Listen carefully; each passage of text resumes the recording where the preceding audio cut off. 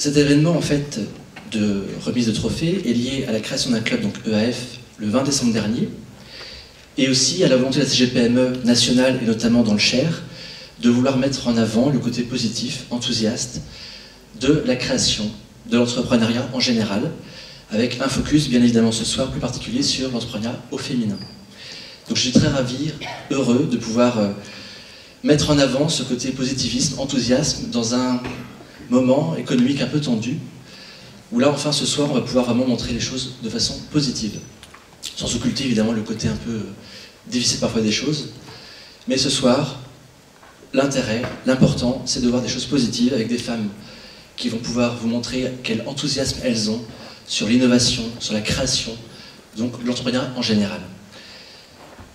Je vous souhaite une excellente soirée à tous, et j'appelle, sans plus tarder, Christine Chesdou, qui est vice-présidente de la CGPME du Cher.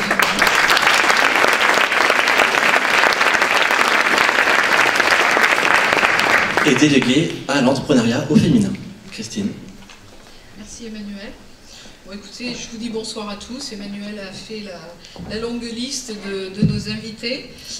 C'est un tel plaisir pour moi de vous accueillir dans ce beau théâtre Jacques Coeur municipal qui a été libéré pour nous ce soir. Et pour cette première soirée des trophées de l'entrepreneuriat au féminin du Cher. Comme Emmanuel vous l'a dit tout à l'heure, cette soirée est organisée dans le cadre du club EAF, constitué le 20 décembre dernier. Donc c'est notre première grande manifestation. Pourquoi, me diriez-vous, la CGPME a-t-elle initié la création de tels clubs, donc EAF, entrepreneuriat au féminin? Geneviève Bell, ici présente, que vous verrez tout à l'heure et que vous entendrez, donc vice-présidente nationale de la CGPME, présidente de la CGPME 91, si je ne me trompe pas, non, peut-être pas, 78, pardon, membre du CESE, présenté à l'automne 2009 un rapport sur l'entrepreneuriat au féminin qui documentait et analysait pour la première fois de manière détaillée la situation des femmes créatrices d'entreprises et dirigeantes de PME et qui en dégageait les premiers grands axes d'action. C'est toujours bon. Geneviève s'est alors engagée à lancer un réseau rassemblant des femmes dirigeantes ou porteuses de projets, mais pas fermées à ce stade-là, aussi avec des femmes ayant un rôle important dans leur département, comme des étudiantes ou des jeunes diplômés qui seraient intéressés par l'entrepreneuriat. Avec les clubs EAF en constitution, aujourd'hui, en 2013, c'est 75% du territoire français qui est couvert et qui rassemble plus de 3000 femmes entrepreneurs. Ça en fait le plus gros réseau français de femmes entrepreneurs. Après ce travail nécessaire, ce soir nous avons choisi de parler non plus de ce qui ne fonctionne pas, mais plutôt des leviers qui permettent aux femmes d'entreprendre lorsqu'elles le souhaitent, voire de les inciter à le faire. La table ronde devrait tout à l'heure nous permettre d'identifier les dispositifs et solutions qui vont faire mentir les statistiques actuelles, qui bougent peu, semble-t-il. 6 trophées seront remis à des femmes à la tête d'entreprises et d'activités pour le moins variées, démonstration de savoir-faire de notre département.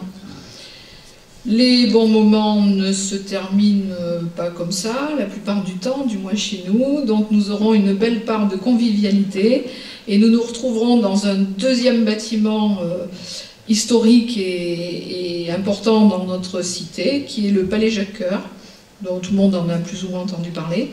Donc vous le verrez de plus près ce soir et nous irons dans la salle des festins où se tiendra un cocktail. Et avant de donner la parole à Monsieur Roger, qui va représenter l'État ce soir et notre préfet empêché, je souhaitais remercier chaleureusement nos partenaires, alors qu'ils soient parrains des trophées, pour certains, AG2R La Mondiale, Generali, Crédit Agricole Centre-Loire, ERDF, Entreprise Mercier.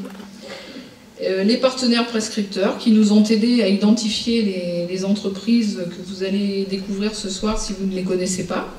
La Chambre de commerce et d'industrie du Cher, la Chambre d'agriculture, la Banque de France, le Crédit Agricole Centre-Loire et KPMG. Je n'oublie pas pour autant les entreprises qui nous ont soutenus par leur participation pour l'organisation de cette soirée et la ponctuation musicale que vous avez commencé à découvrir tout à l'heure, qui émane du chœur Microcosmos, qui est également un savoir-faire berrichon, qui est reconnu en France et beaucoup en dehors de l'Hexagone. Merci aux adhérents de la CGPME 18 ainsi qu'aux membres qui nous ont aidés à porter ce projet. Et je donne la parole à Monsieur Jacques Roger. Bonsoir à toutes et à tous, et puis encore une fois, veuillez bien excuser Monsieur le Préfet qui était retenu par ailleurs. Je n'ai rien contre aider les gens et plus particulièrement les femmes à entreprendre, mais il faut aussi être conscient qu'il y a des limites et que contrairement à ce que les théoriciens du genre veulent nous imposer, les hommes sont plus inclinés à entreprendre que les femmes. Prenez par exemple les médecins. La majorité de ceux qui ouvrent leur propre clinique, cabinet, sont des hommes, alors que les femmes préfèrent travailler en tant que salariés en milieu hospitalier. Je vous rassure, ce n'est pas moi qui pense cela. C'est un internaute anonyme suite à l'intervention de Mme Najat Vallaud-Belkacem en juin dernier sur l'entrepreneuriat au féminin. Le constat sur le taux de féminisation dans la création d'entreprises ne progresse guère depuis 10 ans et tourne autour de 30%. Ce n'est pas un problème de compétences, les femmes sont plus diplômées que les hommes, mais il y a plus de fragilité pour les créatrices malgré les aides et soutiens qui existent. Il existe encore beaucoup de stéréotypes du genre de celui donné en début de mon intervention. Pourtant, je pense que les femmes ne devraient pas y prêter attention. À l'occasion du centenaire du ministère du Travail en 2006, le ministère avait réalisé une vidéo retraçant les dates importantes de notre ministère avec des images d'archives impressionnantes et très intéressantes, notamment celles montrant les femmes qui travaillaient absolument dans tous les secteurs d'activité entre 1914 et 1920 du fait du manque de main-d'œuvre masculine. À l'époque, nécessité faisait loi, certes, mais la démonstration de tant de compétences aurait dû permettre un rééquilibrage durable dans les métiers et à l'accès à l'emploi. Aujourd'hui, pour lutter contre ces idées reçues, il faut commencer pendant la scolarité. C'est d'ailleurs ce que propose Mme Najat Vallaud-Belkacem. Dès la classe de 6e, l'entrepreneuriat féminin fera partie du programme au titre du nouveau parcours individuel d'information, d'orientation et de découverte du monde économique et professionnel prévu par la loi Refondation de l'école. Une semaine de sensibilisation à l'entrepreneuriat féminin dans les collèges, lycées et établissements de l'enseignement supérieur sera organisée chaque année. Il faut aussi, bien sûr, améliorer l'accompagnement. À ce sujet, la ministre des Droits des Femmes prévoyait que pour accompagner les femmes voulant créer ou reprendre une entreprise, le gouvernement organisera et coordonnera avec les différents acteurs le premier accueil et renforcera la professionnalisation des réseaux d'accompagnement. D'ici la fin de l'année, la plupart des régions devraient être dotées d'un plan d'action régional associant l'État, la Caisse des dépôts et les collectivités, ainsi que tous les acteurs concernés. La ministre a également souhaité que des aides spécifiques aux femmes chefs d'entreprise soient développées par la Banque publique d'investissement et développer la prise en charge financière des modes de garde. Dans le Cher, nous avons essayé de répondre déjà aux besoins de garde en cas d'horaire atypique avec une action pilotée par le Conseil général et la Directe. Toutefois, sur ce dernier sujet, je pense qu'il faut aussi avancer sur la répartition des charges domestiques et d'éducation dans le couple. Quand on entend certaines réflexions de banquiers lorsqu'une femme vient pour solliciter du crédit en vue de créer une entreprise, ça ne peut que nous interpeller. Mais vous êtes mère de jeunes enfants, est-ce que vous pensez que ça va le faire? Mais vous savez que c'est dur de créer une entreprise. On imagine mal ce genre de questions avec un père et des jeunes enfants. Il faut donc que les hommes changent leur regard sur les femmes. Il faut que les hommes acceptent le principe de l'égalité, tant sur le champ professionnel que sur le plan familial. Et il y a beaucoup à faire sur les deux champs, et pas seulement dans le regard des hommes. L'initiative de la CGPME ce soir, déclinaison d'une initiative nationale, doit être saluée. Elle participe aux besoins de sensibilisation des hommes et des femmes, des acteurs de l'accompagnement à la création d'entreprises. Chacun d'entre nous doit s'interroger sur la manière de faire évoluer les choses pour réaliser l'objectif fixé par Mme Najat Vallaud-Belkacem, celui de passer de 30 à 40% de création d'entreprises pour les femmes. Le chemin est long, mais je pense que nous avons tant dans le Cher des atouts et des expériences réussies à valoriser. Sachez que les services de l'État seront là pour accompagner les acteurs de la création et permettre un développement de l'entrepreneuriat au féminin, comme nous serons impliqués dans d'autres domaines notamment dans les semaines à venir, au sujet de l'expérimentation qui sera menée sur Bourges, en lien avec la délégation aux droits des femmes et pour l'égalité et le conseil régional sur 2 thématiques, l'égalité homme-femme dans les entreprises de 50 à 250 salariés et la question du retour en entreprise des femmes après un congé parental. Bonne soirée.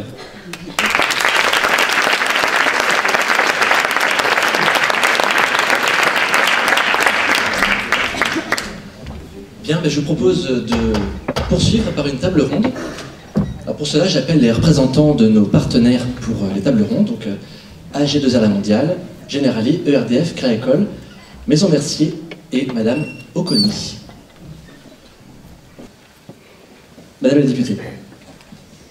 Voilà, Sophie Oconi, donc députée européenne de la région Centre Limousin-Auvergne, 13 départements. Je suis avant tout mère, M-E-R-E, mère de 4 garçons.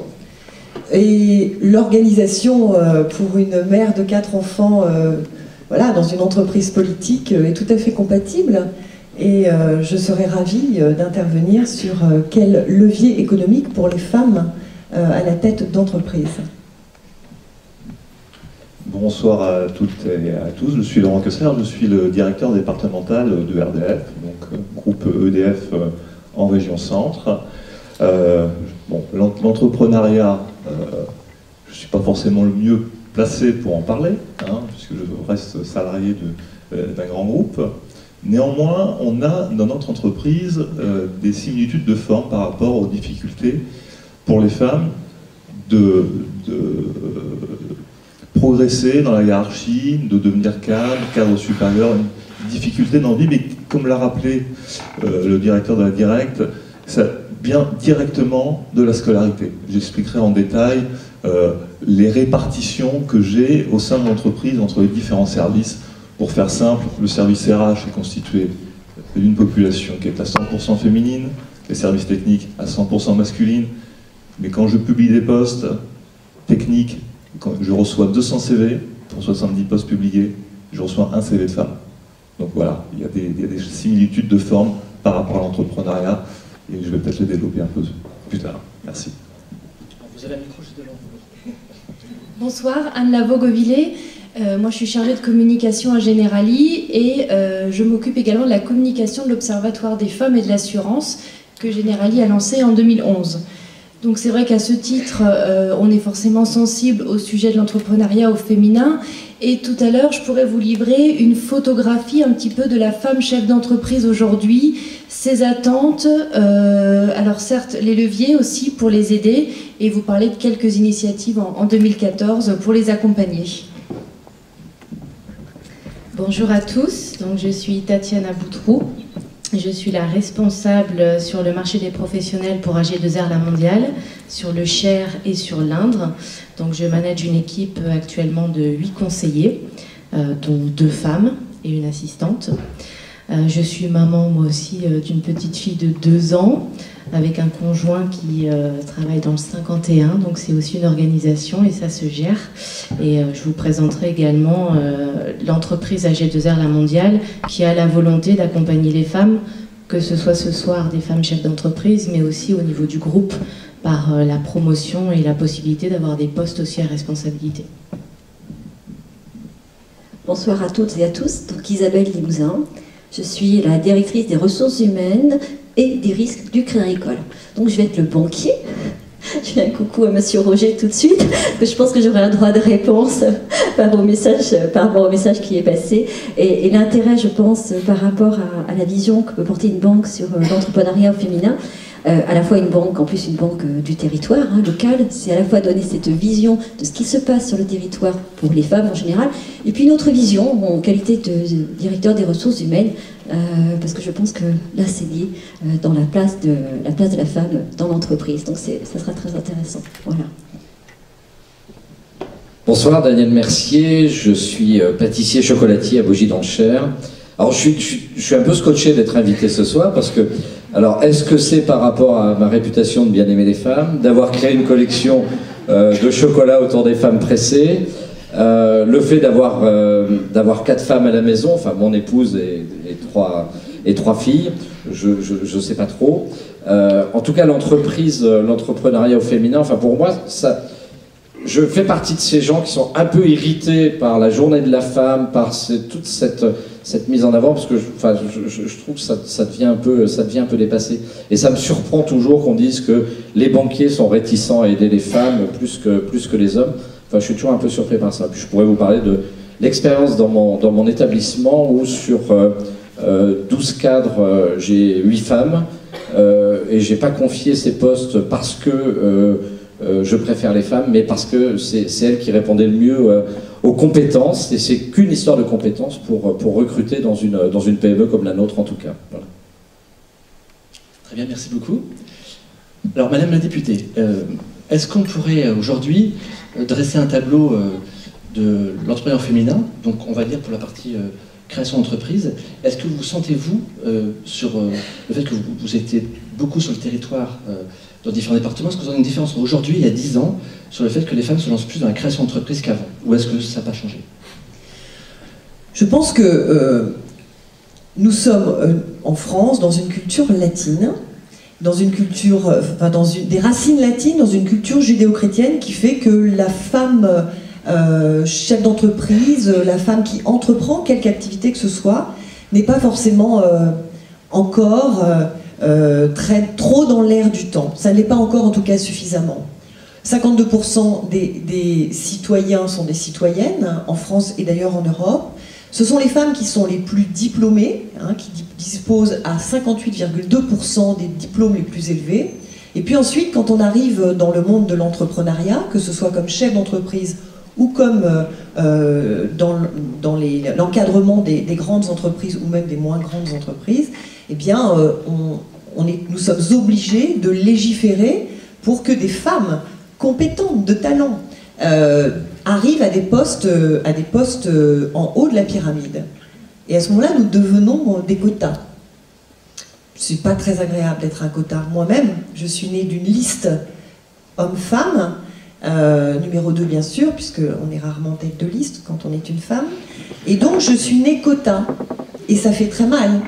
C'est très inconfortable, donc pour la femme dans l'entreprise aussi.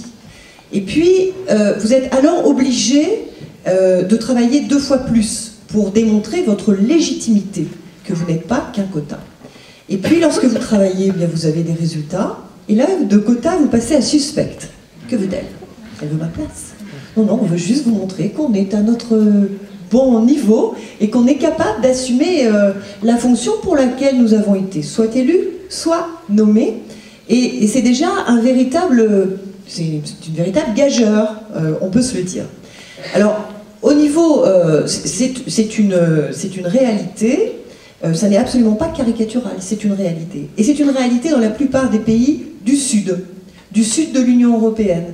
Sachant que, force est de constater que au nord de l'Europe, dans les pays scandinaves, mais aussi en Angleterre, il y a des femmes qui ont des positionnements hiérarchiques qui sont beaucoup plus naturels que dans les pays du Sud. Et malheureusement, la France, de temps en temps, se situe plutôt avec le Nord. Dans le cas présent, elle se situe plutôt avec le Sud.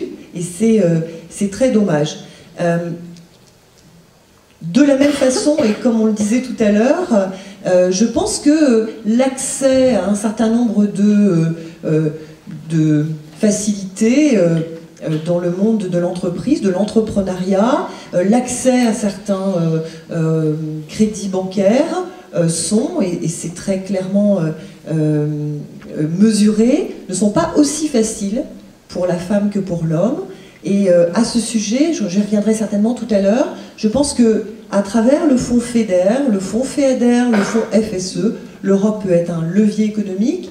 Et moi-même, je travaille à ce que la BPI dispose d'une enveloppe qui soit une enveloppe entrepreneuriat au féminin, c'est-à-dire spécifiquement dédiée à la femme qui a un projet, parce qu'on est obligé d'arriver à ce genre de spécialité féminine, parce que sur le terrain, c'est quand même un petit peu plus compliqué pour nous que pour les hommes, enfin en tout cas, c'est mon point de vue.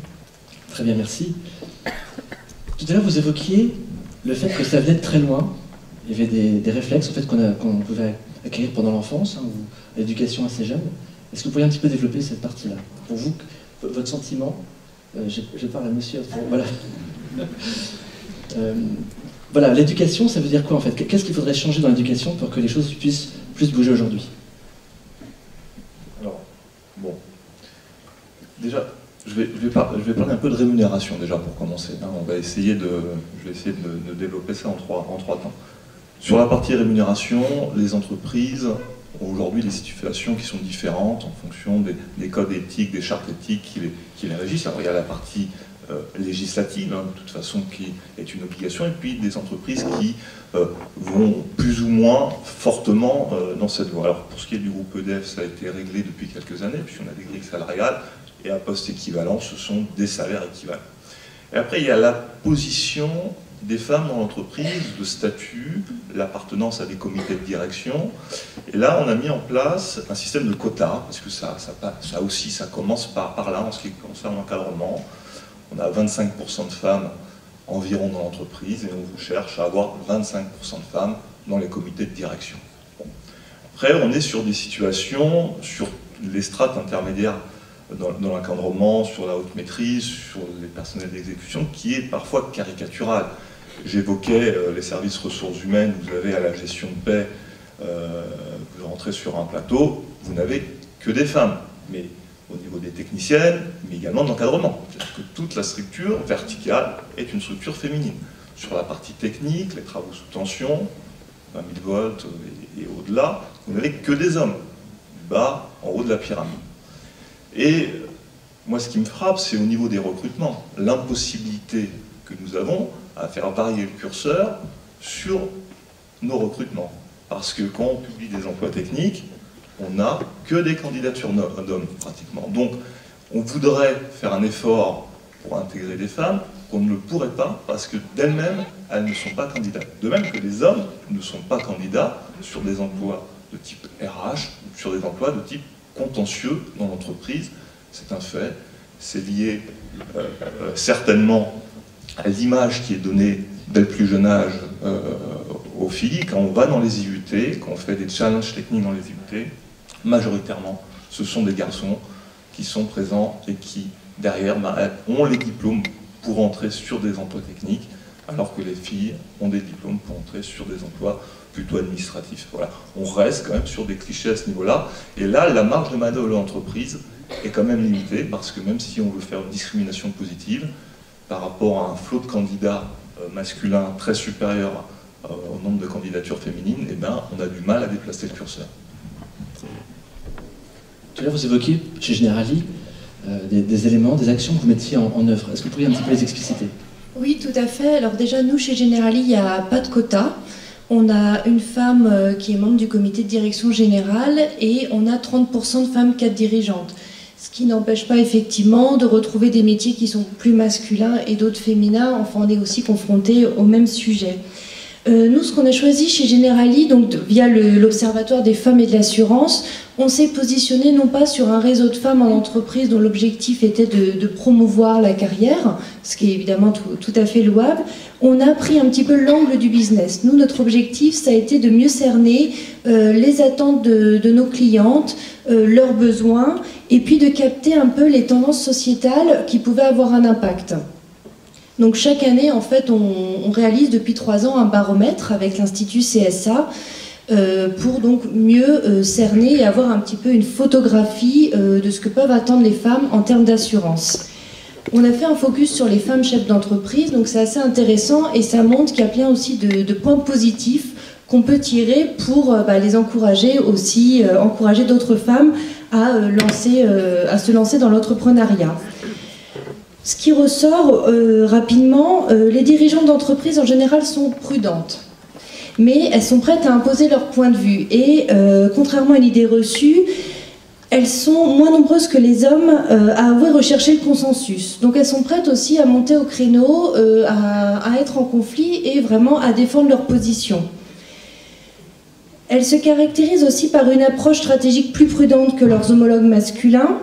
Elles expriment aussi une vision plus humaniste de l'entreprise et notamment elles sont plus nombreuses à avouer que l'engagement dans le développement durable est important pour elles. Enfin, sur la question de la parité homme-femme, en général, les dirigeants d'entreprise y accordent une place plus importante que les hommes, mais finalement, ça ne fait pas partie de leur priorité. Donc, ce qui est aussi intéressant, on aurait pu penser que, voilà, une femme chef d'entreprise, tout de suite, elle va dire il faut que j'atteigne la parité, parce que moi, étant une femme, j'ai eu aussi des difficultés.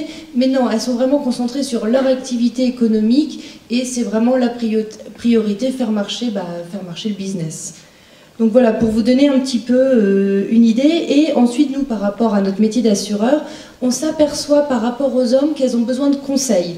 Elles ont besoin d'avoir un interlocuteur direct, d'un suivi et puis un petit peu de pédagogie aussi pour bien leur expliquer leurs besoins d'assurance, les garanties, les tarifs, enfin un vrai accompagnement. Et nous, on a aussi un levier important sur ce sujet.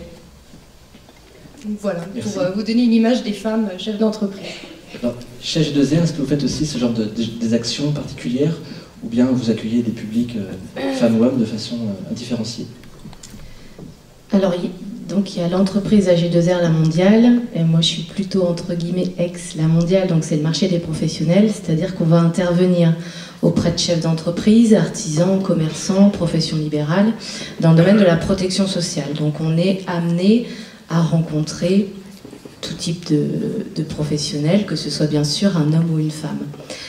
On n'a pas aujourd'hui réellement de statistiques. Ce qui est intéressant à dire par rapport notamment à cette soirée où on va remettre des trophées à des femmes chefs d'entreprise qui représentent leur société, il y a aussi beaucoup aujourd'hui d'entreprises où il y a monsieur et madame, et souvent madame elle est un peu dans l'ombre, et pourtant dans la protection sociale c'est souvent elle qui s'occupe de beaucoup de choses. Donc on est quelquefois amené à parler de protection sociale, de retraite du chef d'entreprise, qui est en l'occurrence monsieur, et c'est madame qu'on rencontre, parce que c'est madame qui s'occupe de la société, de la comptabilité, des payes, et puis de la protection sociale de monsieur, avec toutes ces incidences. Donc madame est souvent dans l'ombre, et pourtant elle fait partie de l'entreprise, tout comme monsieur, et si elle n'était pas là, quelquefois la structure ne serait pas existante. Merci. Alors on parlait un peu de l'aspect banquier, justement pour répondre tout à l'heure à ce que M. Roger avait évoqué. Est-ce que vous avez le sentiment, vous, qu'en tant que banquier, vous recevez des gens un peu différemment, pas vous personnellement, mais que les banques reçoivent dans la globalité une femme différemment d'un homme, pour créer une entreprise ou pour reprendre? Je ne vais pas parler de mes collègues concurrents, je vais parler que de nous, parce que je ne sais pas comment ils reçoivent les clients, mais on ne fait pas de différence. 600 000 clients, 60 000 chefs d'entreprise, qu'ils soient dans le monde professionnel, industriel ou agricole, hein, parce que c'est aussi une spécialité Crédit Agricole. Non, on reçoit tous les clients de la même façon, et je pense que les paroles rapportées par M. Roger sont les paroles d'un homme, pas d'une femme, c'est pas possible.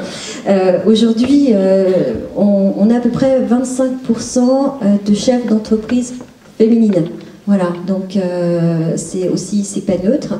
Et aujourd'hui, ce qu'on constate, alors j'ai pas de statistiques, c'est pas été étudié, c'est le ressenti du terrain, c'est que une femme va avoir des dossiers mieux ficelés, comme on dit, c'est-à-dire mieux étudiée, elle va être beaucoup plus prudente, ce qui peut peut-être justifier qu'aujourd'hui les chiffres avancent pas très vite, et puis elle va pas, côté banquier, elle va pas forcément avoir recours à l'emprunt.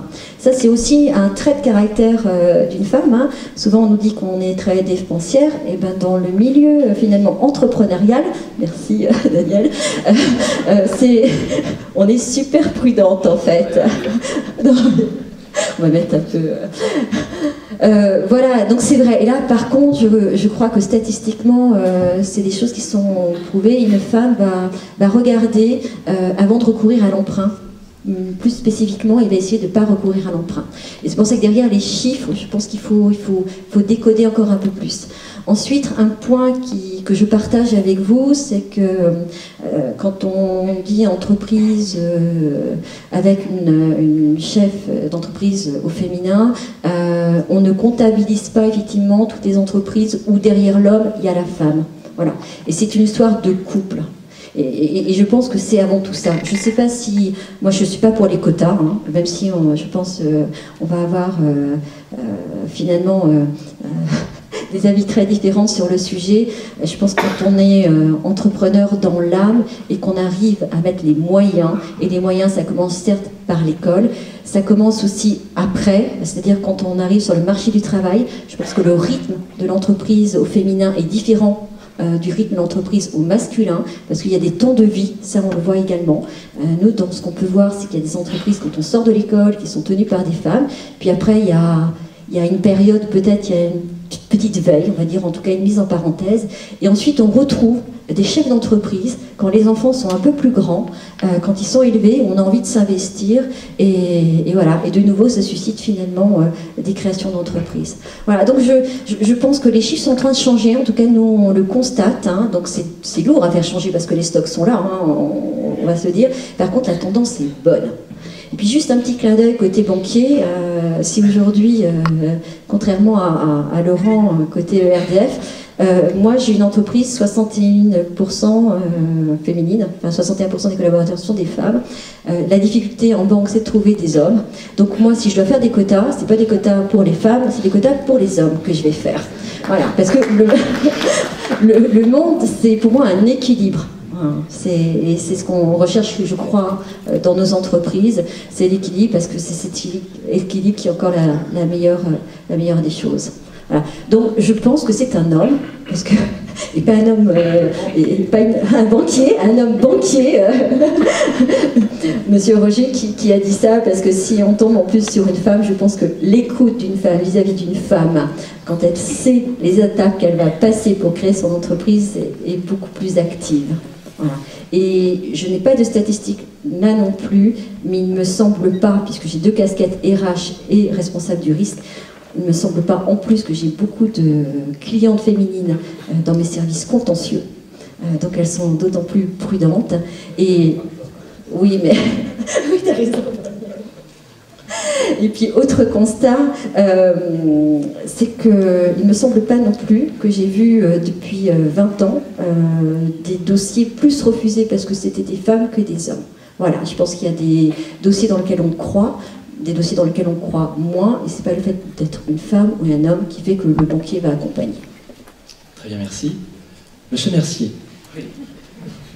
Madame Limousin a parlé il y a quelques instants d'un nécessaire équilibre. Ça dépend de l'entreprise, on voit ERDF, Crédit-École, pour un équilibrage permanent en fait, entre hommes et femmes. Que pensez-vous du fait d'un rééquilibrage qui soit forcé par des actions, par des journées de la femme, par des actions plus ou moins visibles? Est-ce que vous pensez que sans ces actions-là, sans ces événements particuliers, les choses avanceraient autant qu'aujourd'hui? C'est un peu difficile, c'est une question complexe, parce que de dire est-ce qu'il faut obligatoirement légiférer sur tout, est-ce qu'il faut obligatoirement qu'on ait un État qui impose tout, c'est vrai qu'au bout d'un moment ça devient un peu contraignant, et je pense que c'est une vraie connerie, parce que on va trouver des compétences.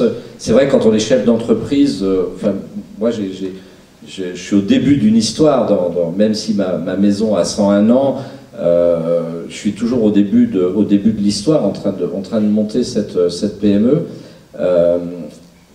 Je recrute avant tout en fonction des compétences, en fonction de l'envie. Donc si un jour on vient m'imposer des choses, enfin là je pense que je vais sortir de mes gonds en me disant c'est bon quoi, faut arrêter ce genre de choses. Nous on recrute, alors c'est vrai que dans nos régions, dans le Berry, il faut y être né pour y vivre. Tous autant qu'on est, on est là et on aime bien cette région. Et c'est vrai quand on voyage un peu et qu'on revient, on se dit waouh. C'est des fois un peu rugueux quand même. Si vous connaissez la commune de Bogy, c'est vrai que faut quand même aimer quoi. Hein, voilà. Mais moi, en tout cas, je m'y sens bien. Je suis rentré à minuit et demi. J'étais à Paris sur une grande manifestation où là, malheureusement, il n'y avait que des hommes. C'était les Galeries Lafayette qui récompensaient et qui présentaient les 10 meilleurs chocolatiers de la planète. Donc j'étais là aussi surpris d'être dans les 10. Et c'est vrai que j'ai pris un grand plaisir à rentrer malgré la neige hier soir à Bogy. Ça me fait du bien de rentrer chez moi. Mais je vois à travers nos entreprises, nos PME, enfin, j'ai quelques copains ici avec la PM. C'est vrai que nous on a une bourse d'échange, c'est-à-dire qu'on échange beaucoup les CV entre nous pour effectivement, lorsqu'on recrute un homme, essayer de placer madame, ou l'inverse, lorsqu'on a madame, essayer de placer monsieur, parce que c'est aussi un vrai challenge dans notre région, c'est d'arriver à trouver un emploi aux deux, arriver à trouver une école, arriver à trouver une maison, enfin toutes ces choses-là, ça fait partie de notre quotidien. Mais encore une fois, c'est les compétences qui nous font recruter des gens. Moi j'ai travaillé, je m'occupe avant tout de la création de la maison. Je dessine les 17, enfin on a 17 collections par an, donc je m'occupe de ça. Je vous ferai rigoler si je vous dis ce matin, j'ai des gens qui sont venus me rendre visite. J'ai fait 2 boîtes aujourd'hui en chocolat, dont une faisait 17 cm au carré et l'autre 25 cm. J'ai mis la matinée pour faire ça, c'est vrai que je suis pas débordé, hein. Moi j'ai pas de compte à rendre, pour faire des petits paquets cadeaux pour nos décorations de vitrines et tout ça, tout en chocolat. Alors ça paraît anecdotique, mais c'est complexe à faire quand même, donc j'ai un peu peiné, mais c'est vrai que depuis 1 an et demi, 18 mois maintenant, mon adjointe à la création est une femme qui vient d'une grande maison parisienne, de chez Jean-Paul Evin. Là, on est en train de rentrer, il y a une nouvelle collaboratrice qui va rentrer, qui vient là encore d'une belle maison parisienne, la maison du chocolat. C'est toujours l'envie de collaborer dans nos métiers. En plus, c'est des métiers de passion. Et puis, bon, je pense que vous parliez de donner le moral. C'est peut-être aussi pour ça que vous m'avez invité, parce que moi j'ai le moral parce que je mange du chocolat, donc mangez-en plus, hein. Si un jour vous êtes déprimé, appelez-moi, je ferai des remises en plus peut-être, pas jusqu'à la fin de l'année, mais après, je plaisante. Mais c'est vrai que on se rend compte qu'il y a plein de femmes qui n'osent pas forcément y aller, qui n'osent pas forcément s'affirmer. Enfin moi ce que j'ai vu, j'ai mon fils qui est dans une belle école d'ingénieur à Paris, à Palaiseau. Je suis allé faire une conférence là-bas, c'est une promotion de 500 personnes. Il y a beaucoup plus de polytechniciennes que de polytechniciens, en tout cas sur la promo d'il y a 2 ans. Et également ma fille qui est en école de commerce à Clermont, il y a beaucoup plus de femmes que de garçons. Et c'est vrai que je pense que les générations qui arrivent, on va connaître une vraie révolution. Et à la limite, les mecs, il va falloir qu'on s'accroche un peu. Parce qu'on voit aussi bien dans la cuisine des filles comme Anne-Sophie Pic qui arrivent, Hélène Darroze et tout ça. Et c'est vrai qu'il y a un vrai talent, il y a un vrai savoir-faire et une fibre féminine. Et c'est ce qui est toujours, enfin je ne sais pas si ce que vous retrouvez dans vos entreprises et ce que vous retrouvez tous. Mais moi je trouve qu'en plus elles apportent vraiment quelque chose. Que, comme vous disiez tout à l'heure, la pertinence, moi j'ai des nanas de mon comité de direction, je peux vous dire quand elles disent non, c'est non, quoi. Et c'est parfois un peu rugueux, alors on ne sait pas de quoi ça vient, si le matin elles se lèvent de mauvais poils et tout ça. Enfin en tout cas c'est vraiment, non mais c'est pas ce à quoi vous pensez, hein, mais elles sont des fois de mauvaise humeur. Mais c'est vrai que c'est, en plus on a une vraie opposition et je pense que c'est ça qui nous fait avancer au quotidien. Alors monsieur Mercier, on voit bien dans les échanges un petit peu qu'il y a quand même 2 sujets. Il y a le sujet de la place des femmes dans l'entreprise en tant que salariés, en tant que manager, etc., qui là a quand même beaucoup évolué depuis beaucoup d'années.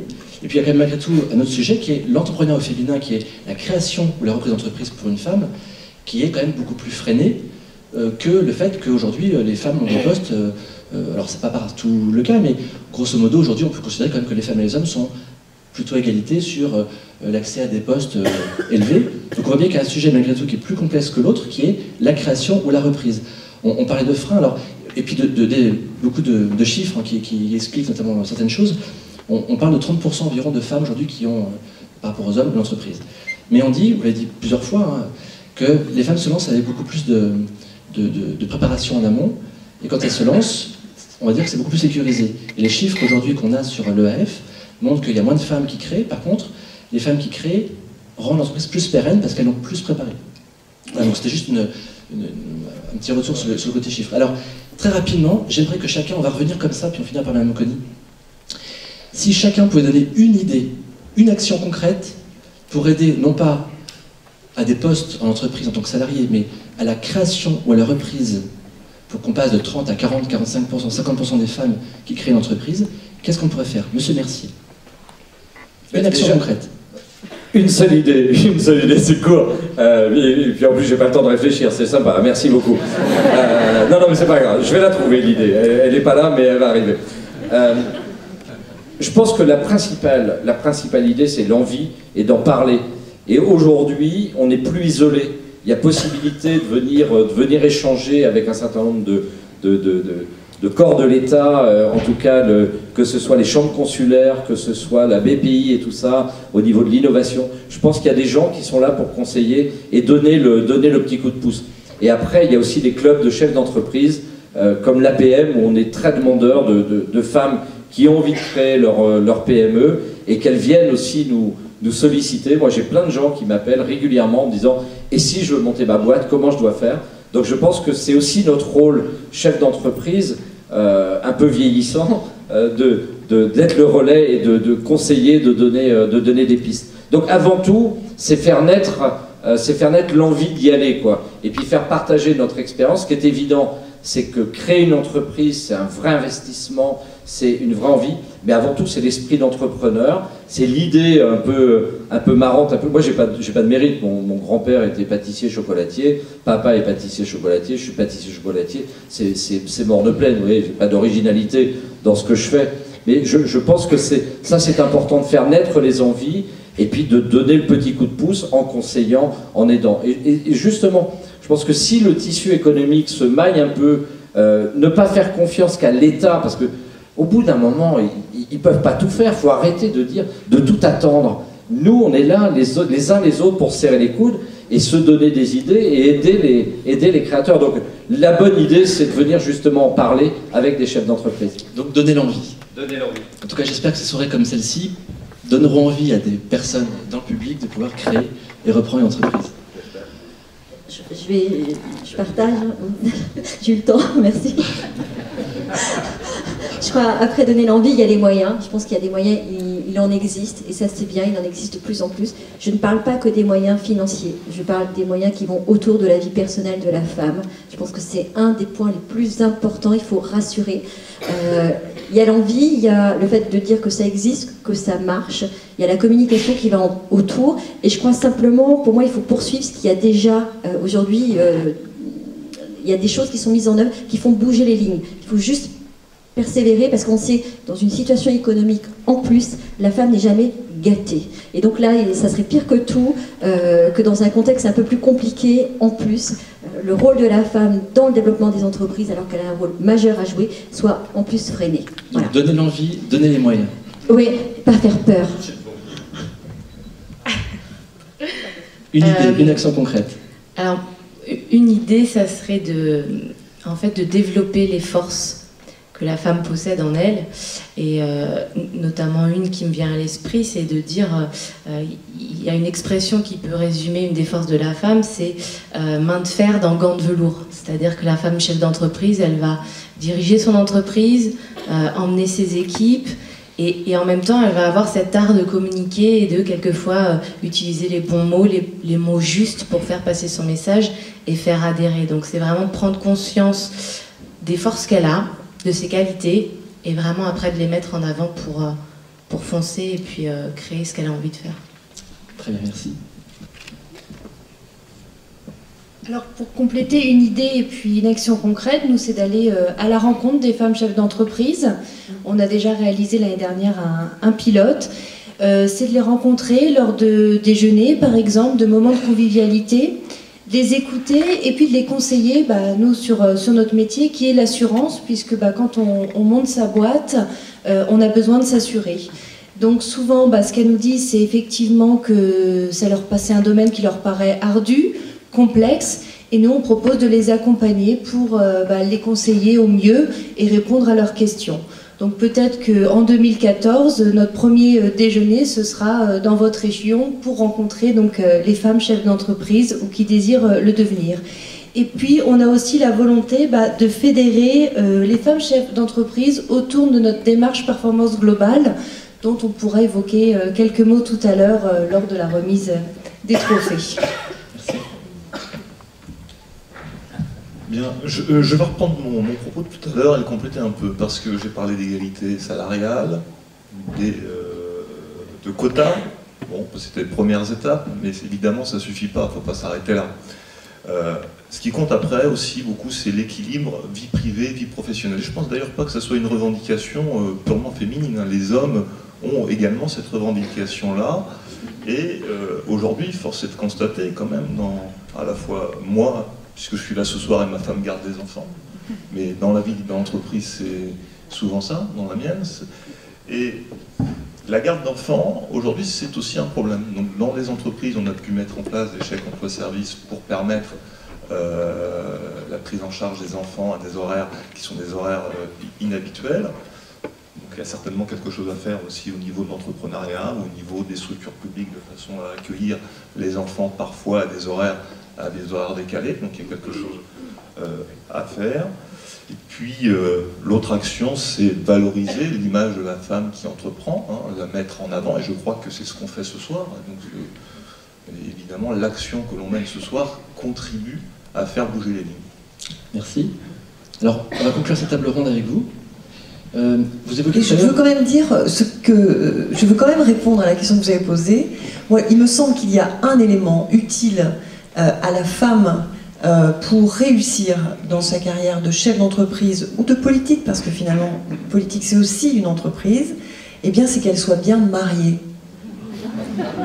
C'est un vrai sujet. Il faut qu'elle soit bien mariée et qu'elle ait un mari qui accepte voilà, les contraintes que nécessite ce partenariat qui est, quoi qu'on dise, qui n'est pas naturel dans notre culture française. Et donc, c'est un des éléments majeurs. Je suis désolée de vous le dire, mais je suis sûre que j'ai raison, parce que moi-même, je suis bien mariée, et que je ne serais pas celle que je suis si je n'avais pas le mari que j'ai. Voilà. Très bien, merci.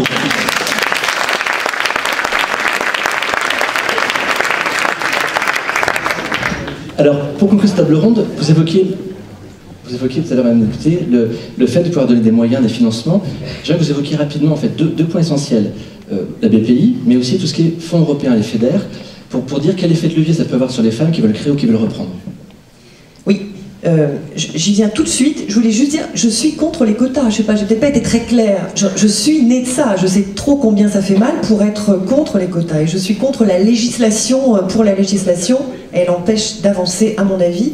Mais j'avoue que le quota permet quand même de faire avancer la cause de la femme. C'est évident, tant dans le monde de l'entreprise que dans le monde politique, malheureusement, c'est comme ça.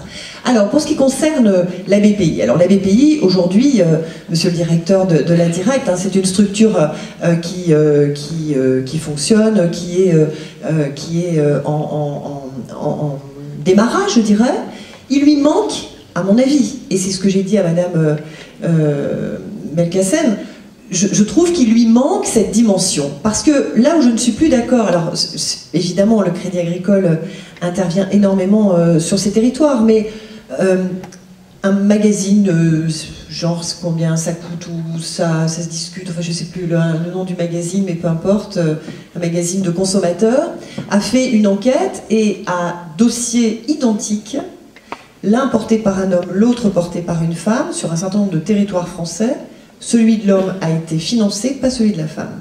Donc il y a eu, alors c'était très factuel, et je pense que dans les chiffres dont nous disposons, il y a une certaine discrimination qui n'est pas, comment dirais-je, clairement, qui n'est pas explicite dans les banques, mais qui est implicite dans l'esprit de certains de ceux qui montent les dossiers. En tout cas, c'était le résultat de cette enquête. Alors après, on peut en discuter, mais c'était, me semble-t-il, une enquête relativement factuelle. Et c'est dans ce cadre-là que moi, je souhaiterais que la BPI, et à ce titre, nous avons rendez-vous avec son directeur, moi, ce que je souhaiterais, c'est que la BPI prévoie une enveloppe qui permette de soutenir l'entrepreneuriat au féminin. Et c'est un des combats que, à travers une association que je préside au national, qui s'appelle Femmes au centre des débats, au centre des enjeux, au centre des vraies questions, eh bien je voudrais que cette association permette de faire évoluer dans le sens de l'entrepreneuriat féminin la BPI. Pour ce qui concerne le FEDER, le FSE, le FEADER, ce sont des leviers économiques que nous devons tous et toutes étudier avec beaucoup d'attention. Ce sont des moyens, 18 milliards pour la France, sur un programme de 7 années, nouveau programme qui va démarrer le 1er janvier 2014, avec de véritables enjeux pour nos territoires. Il y a effectivement un certain nombre de fonds européens qui vont financer des projets pour les futurs candidats au municipal, des projets d'équipement pour les territoires, mais à 75%, Le FEDER réfléchit désormais pour les entreprises. Et nous, les Français, nous ne nous sommes pas du tout approprié l'idée que l'Europe peut intervenir directement auprès des entreprises. Il faut qu'on le regarde, ce sujet, avec beaucoup d'attention. C'est la recherche, c'est l'innovation, mais c'est aussi la conquête de nouveaux marchés à l'international, mais c'est aussi tout ce qui concerne l'activité numérique, tant dans l'équipement pour les collectivités du très haut débit, mais c'est aussi pour les entreprises, le e-commerce, la e-conquête, mais c'est aussi tout ce qui concerne la biodiversité, c'est tout ce qui concerne le développement durable, c'est aussi tout ce qui concerne les énergies bas carbone, un chef d'entreprise qui va investir dans une machine qui sera moins consommatrice d'énergie et qui travaillera par exemple avec un circuit fermé en eau, eh bien sera aidé financièrement par, pourra être aidé par des fonds européens. Bref, aujourd'hui on a un panel qui va s'offrir à nous au 1er janvier 2014 et qui va permettre à des PME, TPE, y compris par exemple la réhabilitation d'une, puisqu'on parlait tout à l'heure de zones rurales, la réhabilitation d'un bâtiment agricole en un gîte rural, eh bien aujourd'hui c'est financé par l'Europe parce que c'est une nouvelle offre touristique et que la France, comme l'Italie, comme la Grèce, va devenir un haut lieu de tourisme et il faut que nous les Français, nous nous préparions à recevoir les nouveaux consommateurs du tourisme français que sont ceux qui viendront des BRICS. Bref, de nombreux sujets et moi je vous propose, et je vous donne rendez-vous monsieur le Président, Madame la Vice-Présidente, je viendrai volontiers, dans le cadre d'une réunion de travail cette fois-ci, proposer avec une personnalité de la Commission européenne, eh bien, présenter à vos adhérents concrètement tous les axes d'éligibilité et quels sont les types de projets que financeront, tant pour les hommes que pour les femmes, que financeront les fonds structurels européens à partir du 1er janvier 2014. Parfait, c'est bien noté. On sera bien à vous contacter pour ça. C'est noté. Merci.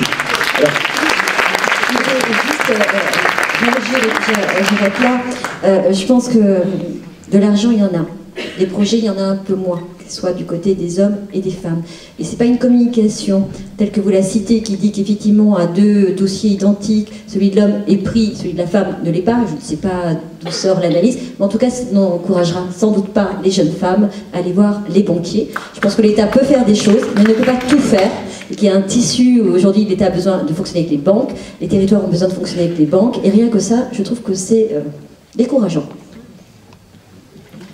je vous propose de rester parce que vous avez des trophées, donc il faut que vous restiez ici. Alors, je vais demander à Mme Bell de venir pour conclure cette table ronde. Donc moi j'ai noté en fait qu'il fallait donner de l'envie, donner des moyens, développer les forces et les qualités en fait des femmes, mettre en avant, faire des rencontres, équilibrer aussi le côté pro et perso, notamment tout ce qui est garde d'enfants, etc. Et puis aussi j'ai bien noté d'être bien marié. Bon, merci pour le petit exercice que tu me proposes. Donc d'abord je voulais dire que c'est avec une grande émotion que je me retrouve là, au bout d'un an, parce que j'étais venue il y a un an pour le lancement de votre club, et vous avez fait un chemin formidable, une soirée qui est vraiment très bien organisée, et ça ne m'étonne pas du travail fait par Christine et par Annie-Lucie. Donc bravo à toutes les deux et bravo aussi à votre président, parce que tous les présidents des CGPME de France n'ont pas eu, comme tu as eu Emmanuel, l'ouverture d'esprit pour dire on y va sur l'entrepreneuriat au féminin. Donc merci à tous les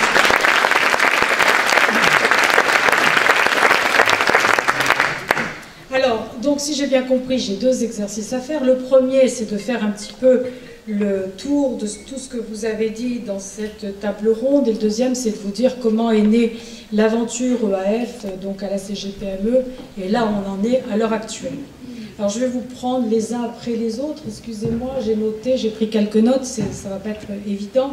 Donc Madame la députée, votre première explication, c'était les quotas. Alors je ne suis pas une femme quota, puisque je suis passée juste avant les quotas, mais j'étais contre les quotas. J'ai travaillé après sur la loi Copé-Zimmermann, et là je me suis rendu compte qu'on était bien obligé d'avoir des quotas, mais je suis OK pour les quotas si c'est quelque chose de limité dans le temps, juste pour donner un coup de pouce, pour permettre de remonter une situation difficile. Voilà. Mais après ça, je ne veux pas entendre parler toujours de quotas, parce que voilà, vous en souffrez d'être une femme quota, et on est capable d'arriver sans les quotas. Alors, EDF, vous avez parlé de poste égal, salaire égal. Malheureusement, en France, ce n'est pas le cas. Hein. Donc 25% de différence de salaire, non pas imputable au chef d'entreprise, mais par contre, il reste quand même, quand on a pris tous les critères qui font changer ce salaire, c'est-à-dire le temps partiel, les arrêts pour les enfants, les arrêts pour les personnes âgées dépendantes, etc. La part qui reste au niveau de l'entreprise est tout de même de 9%. Voilà, donc ça, il va falloir effectivement qu'on travaille dessus. Alors, il y a peut-être des groupes comme le vôtre qui travaillent plus particulièrement et qui arrivent à ne pas avoir de différence, mais la moyenne nationale, on est encore à 10%. Alors après, Generali. Donc de tout ce que vous avez... On a 5 minutes, alors je vais très vite. Alors, Generali, donc ce que je vais retenir, vous, de votre... intervention, c'est que vous avez plusieurs fois parlé d'exemples, etc. Donc je crois énormément au rôle modèle, et je crois qu'il faut effectivement travailler sur le rôle modèle. AG2R, la mondiale, vous avez parlé d'ombre, de femmes dans l'ombre. C'est vrai, mais les femmes vont en sortir, ne vous inquiétez pas. Alors, Crédit Agricole, donc... alors là, c'est formation des banquiers. J'ai entendu beaucoup de choses sur les banquiers. Il y a des choses qui sont vraies. J'ai reçu une femme la dernière fois qui m'a raconté qu'effectivement, elle était allée voir son banquier, puis au bout d'un quart d'heure, elle lui a dit « Qu'est-ce qu'on attend ?» Et le banquier lui répond ben, « On attend votre mari. » Alors, voyez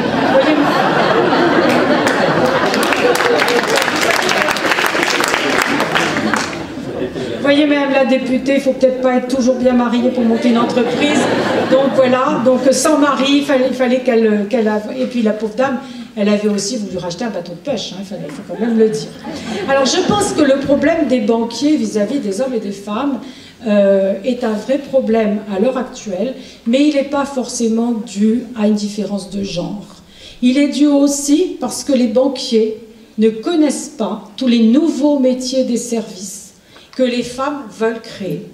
Et donc, on est en train de voir comment faire une formation dans certaines banques pour les banquiers, non pas pour la différence homme-femme, mais pour ces nouveaux métiers. Et c'est de là que viennent les problèmes. Voilà. Alors, quota masculin, oui, bien sûr, on va y arriver. Monsieur Mercier, j'ai juste retenu que vous faisiez de très très bons chocolats. Et que, homme ou femme, il fallait quand même le faire. Merci. Alors, l'EAF, à l'heure actuelle, je ne vais pas vous raconter comment ça s'est passé, puisque je me reste une minute, 2 minutes. 2 secondes. Bon.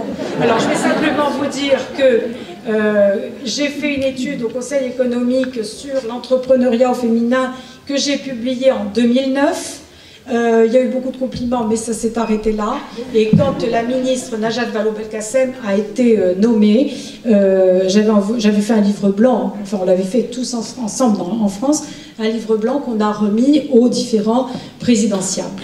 Et le ministère de Najat Vallaud-Belkacem a tout de suite pris contact avec moi et on a travaillé. Elle a monté un copil sur l'entrepreneuriat au féminin et j'ai tout de suite fait partie de ce copil, donc je travaille énormément avec elle sur tous ces sujets et elles ont sorti, donc avec Fleur Pellerin et Geneviève Fioraso, le plan Entreprendre au féminin. Donc on retrouve, j'en suis très flattée d'ailleurs, pratiquement tout ce qui est là-dedans, donc on le retrouve dans le plan Entreprendre au féminin. Et il y a un copil qui continue, dont je fais partie. Il y a eu un observatoire de montée, j'en fais partie. Là, il y a eu beaucoup de choses. Bon, voilà, on continue. C'est la chose que je voulais vous dire, parce que il y a tous ces freins que vous avez levés les uns les autres, qui restent encore, et il va falloir qu'on voit comment on va pouvoir les lever. Alors autour de cette table, dans ce copil, autour de la table, on retrouve la BPI, la BGE, etc., etc. Tout le monde est là, la Caisse d'épargne, tous les banquiers, tout le monde est là. Et on travaille depuis 1 an tous ensemble pour faire progresser cet entrepreneuriat. Le plan est très ambitieux, je ne suis pas personnellement persuadée qu'on va arriver, mais il faut dire qu'on va y arriver. Il est, comme vous l'avez dit, monsieur le représentant de l'État, de 40%, mais vous n'avez pas donné la date de fin. Or, la date de fin, c'est que 2017. C'est-à-dire vouloir passer de 30% à 40% en 2017, je vous assure qu'il va falloir qu'on bosse tous. Il faut des départements comme ceux-là pour faire progresser cet entrepreneuriat. Merci. Ce que j'ai pas été compris.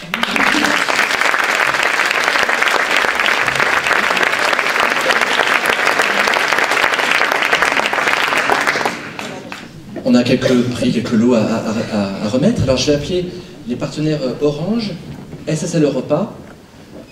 Voilà, puis Monsieur Mercier qui est déjà ici, qui a déjà commencé un peu à parler des chocolats femmes pressées, mais vous allez pouvoir le redire. Voilà, donc Orange et SSL Europa. Et puis je demande aussi à Christine de venir me rejoindre pour parler des magnifiques trophées qu'on va pouvoir remettre, qui ont été faits par une artiste à la borne. On va d'abord commencer d'ailleurs par ça. Bon, alors donc pour cette occasion, pour cette soirée, j'ai sollicité une créatrice de la borne qui est là ce soir. Je vais juste lui demander de se lever 2 minutes parce qu'elle a des problèmes de santé et de sciatique, donc elle est déjà là, je la remercie.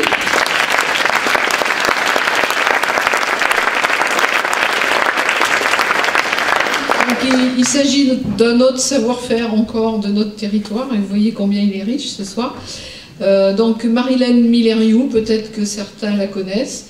Si vous ne la connaissez pas, elle mérite vraiment de l'être. Vous verrez tout à l'heure les créations qu'elle nous a faites, qui sont des créations uniques et spécifiques pour les trophées de ce soir. Donc je la remercie. Marilène est une dame formidable, moi, qui m'a conquise, voilà. Je suis sous le charme de la créatrice et de ses créations. Donc je vous encourage à suivre son travail et à aller la voir. Voilà, merci Marilène.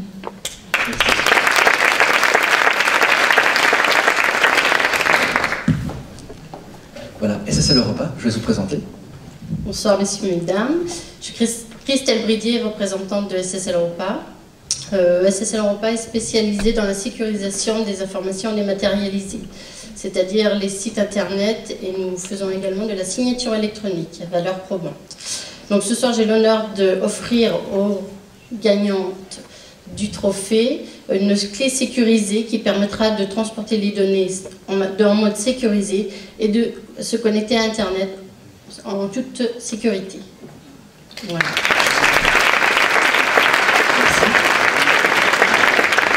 C'est aussi un savoir-faire qui est berrichon, parce que c'est une entreprise de Saint-Amand. Pour Orange.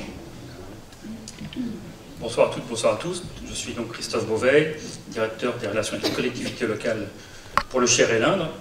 Et quand il a fallu parler d'entrepreneuriat et de féminin chez Orange, j'ai pas eu trop de mal à convaincre la directrice commerciale d'Orange, je vous parlais un mot également, la directrice générale. Chez Orange, il y a beaucoup de femmes.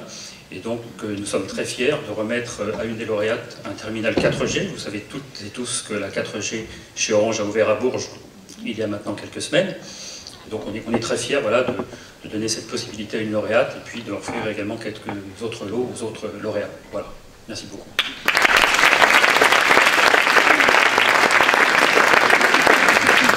Monsieur Mercier, je vous laisse quelques instants pour expliquer vos chocolats, femmes pressées. Oui, lesquels? Parce que j'en ai.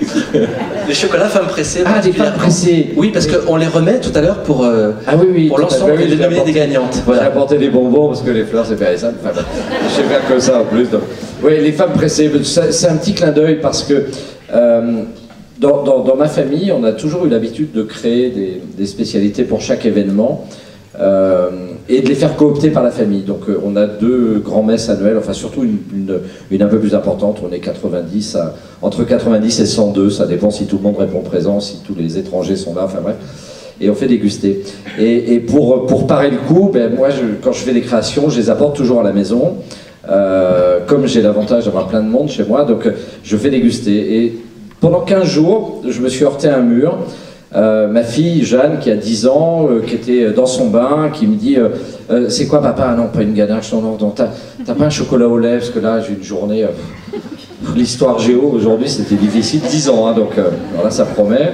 Ma fille, Margot, qui a 13 ans, qui était devant son ordinateur...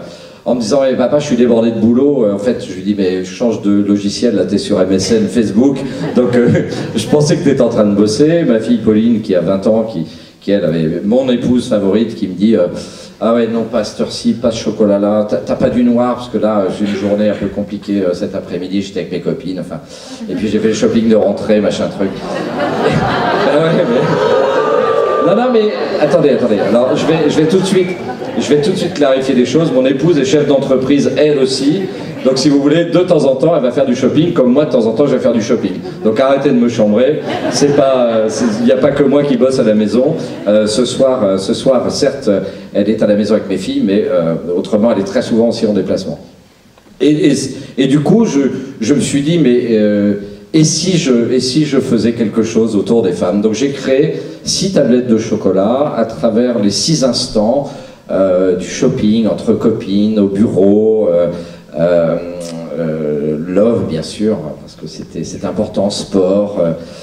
Donc, et ça c'est une invitation, c'est un voyage à travers des saveurs et des terroirs. Ou en fait, c'est une collection que j'aurais pas pu faire en débutant ma carrière. C'est le fruit de voyage à travers le monde et sur des fèves de cacao qui m'ont inspiré. Et ce sont que des assemblages de fèves de cacao. C'est entre 3 et 6 fèves différentes par tablette. Il n'y a pas du tout de saveur, pas du tout d'aromatisation rajoutée. Et c'était vraiment en se disant, on a quand même fait un gros boulot en interne avec nos filles qui sont à la dégustation régulièrement et tout ça, en disant, mais à ce moment-là de la journée, vous attendez quoi? Parce que fallait quand même être un peu pertinent et tout ça. Et puis on a créé, enfin j'ai une femme qui est au graphisme et au marketing chez moi, Hélène, que vous avez croisée tout à l'heure, et qui nous a fait ces superbes designs et tout ça de tablettes, parce que tout est fait en interne dans la maison. Et puis c'était un clin d'œil ce soir pour des femmes chefs d'entreprise, j'imagine que c'est toutes des femmes pressées, donc un petit réconfort à travers du chocolat au lait, du chocolat noir, ces tablettes qu'on a lancées depuis quelques semaines maintenant, et uniquement dans 3 points de vente dans le monde pour l'instant. Merci beaucoup.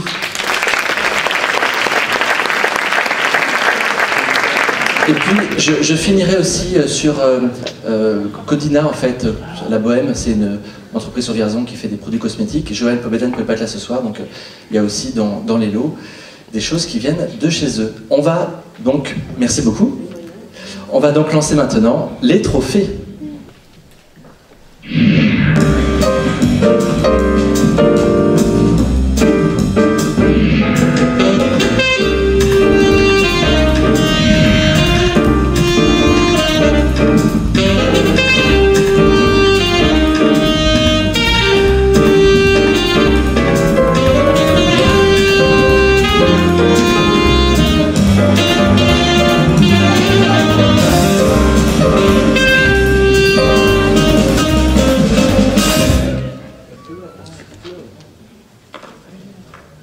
J'appelle donc sur la scène les 3 femmes chefs d'entreprise de ces 3 entreprises-là, Domaine Mardon, Pâtes Feuilletées François et Vivrebois, s'il vous plaît.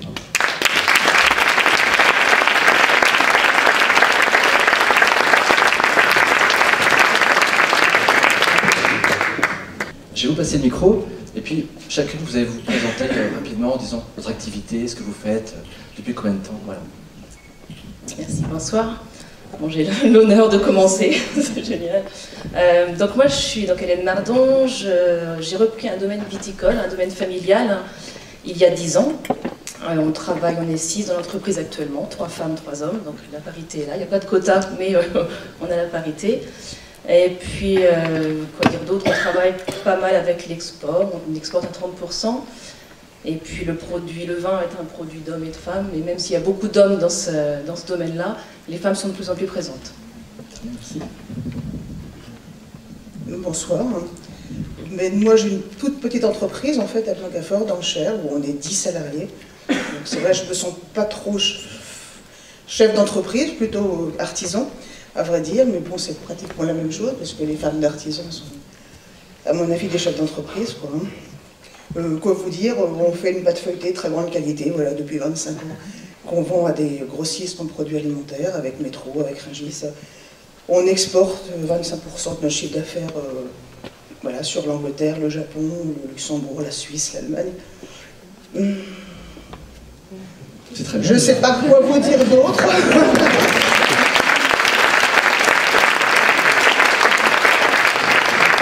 Donc moi je m'appelle Florence Brun, donc je suis constructeur et fabricant de maisons bois, donc la société Vivre Bois, anciennement Chalet de France, donc c'est peut-être un peu plus connu. Voilà. Moi dans l'entreprise, je suis là dans l'entreprise depuis 12 ans seulement, donc c'est une entreprise familiale donc que je co-dirige avec mon frère. Malgré tout on est à 50-50, hein, et je suis la seule femme dans l'entreprise. Il n'y a pas de parité, on aimerait bien recruter des femmes menuisiers, mais on n'en trouve pas, hein, c'est ce qu'on disait tout à l'heure, il n'y a pas de candidates qui se présentent. Et donc voilà, on fait cette activité-là de construction de maisons en bois depuis 38 ans à Bourges. Très bien, merci beaucoup. Alors, je vais appeler le partenaire donc, qui est ici Generali.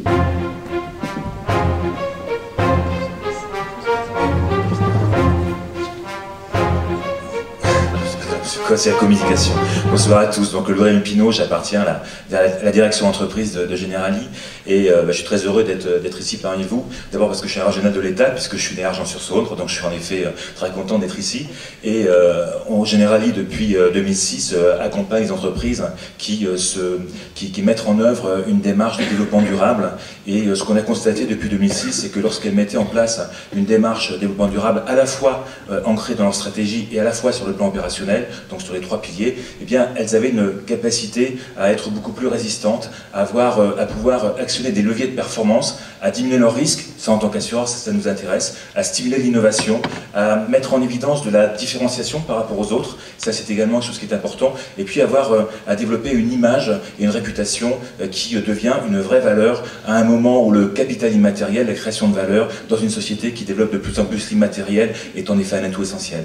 Donc bravo pour ce que vous faites pour le développement durable, parce que c'est sans doute un levier, notamment à travers ce qu'on appelle aujourd'hui la RSE ou la performance globale, les choses se croisent et en tous les cas se donnent des systèmes qui sont dynamiques. Donc pour tout ce que vous faites pour ça, c'est en effet des leviers qui permettent d'avoir des entreprises qui vont être beaucoup plus robustes dans le futur. Merci. Merci, alors ne bougez pas, je pense que ici, ça va être fait. Alors je vais appeler Maître Maîtré, parce que nous avons donc un huissier de justice pour faire les choses comme il faut. Donc nous avons eu un jury, voilà, une femme. Maître Maîtré. Alors, c'est le jeu, c'est comme ça, hélas, j'aurais voulu que tout le monde puisse voir, mais bon, il faut une gagnante.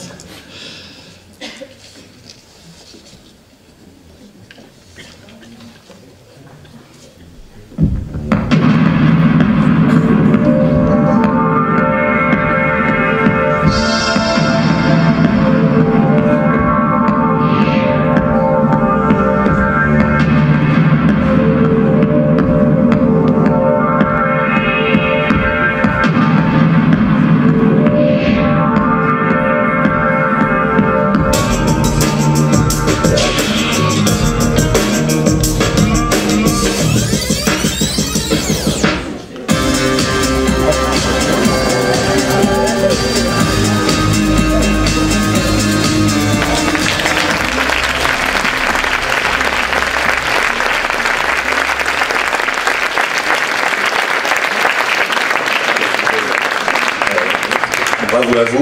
J'ai 2-3 questions à vous poser.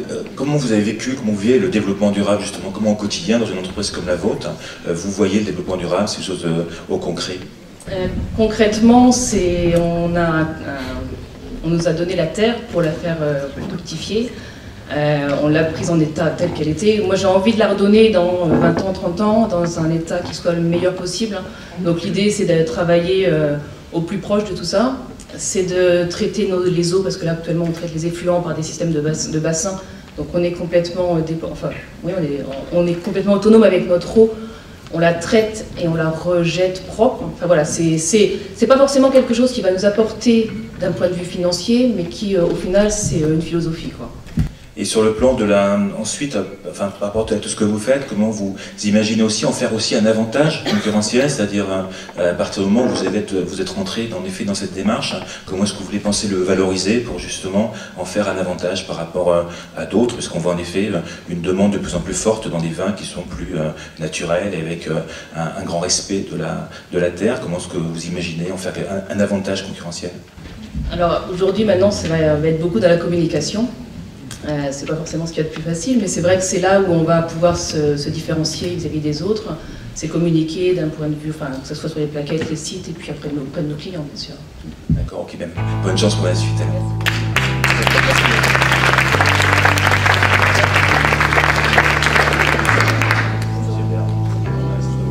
Super. Écoutez, je vous mets ce magnifique trophée. Voilà. Bonne chance.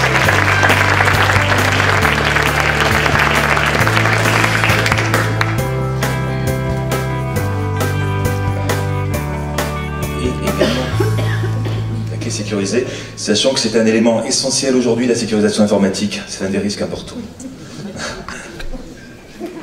Trophée suivant.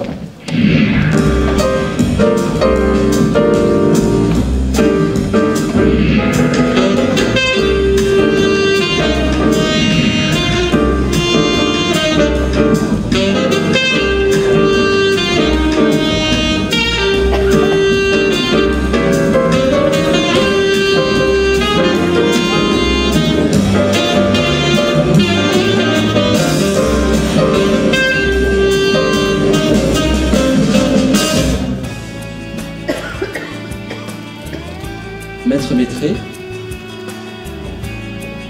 Alors j'appelle Madame Boutrou.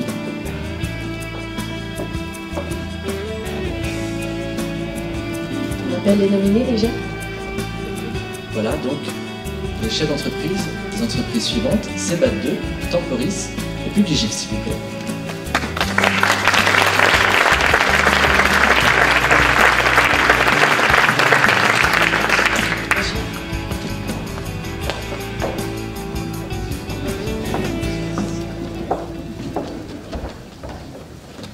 Voilà, comme tout à l'heure, chacune présente pour dire son activité. Bonsoir, entreprise Cebat 2, Mélanie Rimbaud.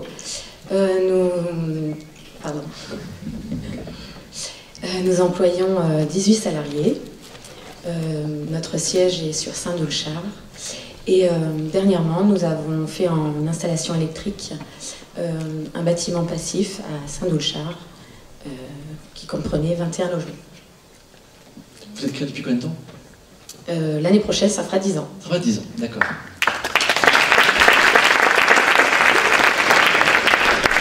Bonjour, Valérie Ardouin, donc, la gérante de l'agence Temporis, travail temporaire.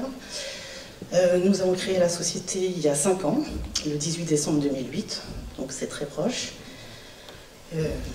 Nous sommes beaucoup de salariés, peu en permanence, je dirais, nous sommes 6 au sein de l'agence et nous employons sur le département à peu près entre 100 et 120 intérimaires, sachant que la parité chez les intérimaires c'est un petit peu compliqué et on revient dans les quotas très facilement. Voilà.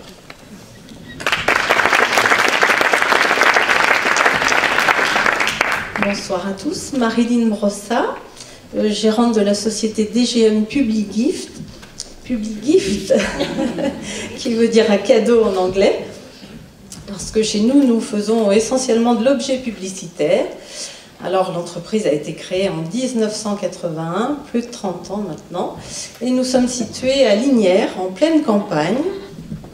On communique d'ailleurs en disant vous pouvez nous trouver au bout du monde, parce que c'est vrai que c'est assez atypique d'être en milieu rural pour ce genre d'entreprise. Nous employons 11 personnes et avons des clients sur toute la France. Merci.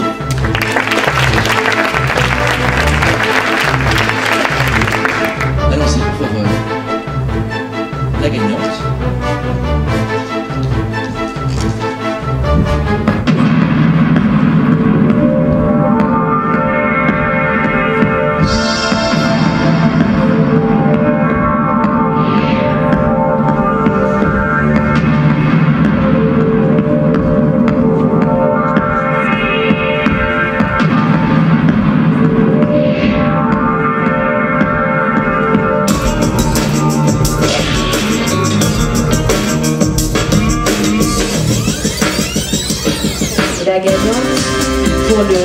parité, CEBAT 2, Mélanie Marot.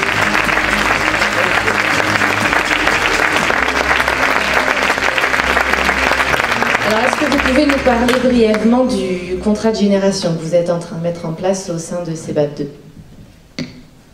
Eh bien, nous avons eu besoin justement d'un électricien au sein de l'entreprise que nous avons eu pendant plusieurs mois en contrat d'intérim. Et vu qu'il répondait au profil et au poste que nous cherchions, nous lui avons proposé un CDI et nous lui avons dit que c'était sous forme aussi de contrat de génération. Donc on l'a fait un petit peu attendre du fait que notre salarié pour le contrat nouvelle génération avait ses 57 ans que le 12 novembre, donc date de son embauche au sein de l'entreprise. Voilà. Bravo, parce que je crois que c'est un des premiers dans le Cher qui a été installé. Votre trophée.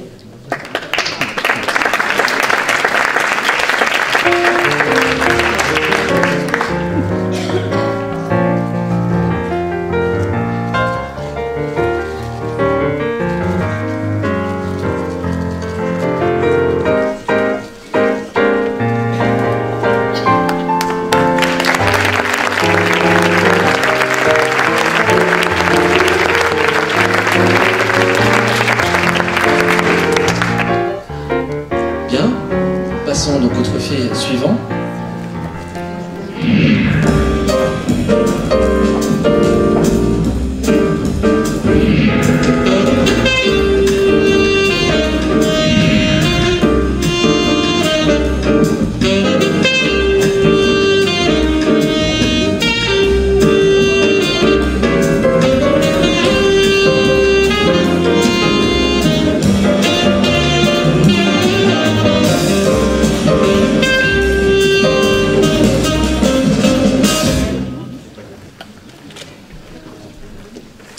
Bien, le trophée Innovation, donc j'appelle les deux entreprises, Mécanique du Cher et Acticom.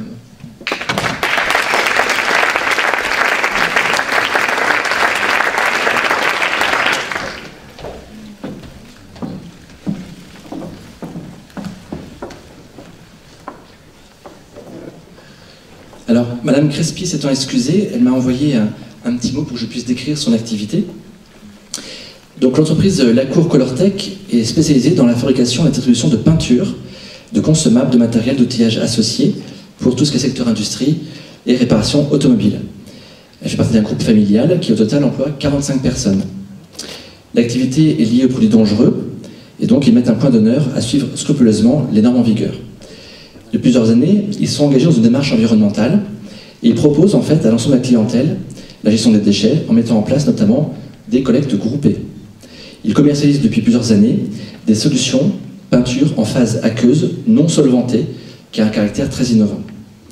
Et depuis 2012, ils travaillent aussi sur des transformations de gamme de peinture industrielle, donc toujours solvantée, afin de proposer là aussi des solutions complètes en phase aqueuse. Je laisse la parole à Madame Sobas d'Acticom. Bonsoir. Donc, notre société est une petite société basée sur Saint-Doulchard et nous faisons de la vidéosurveillance principalement pour surveiller les petits veaux qui naissent. Voilà. Et nous travaillons aussi dans l'alarme, dans la vidéo aussi PME, PMI, mais principalement l'élevage.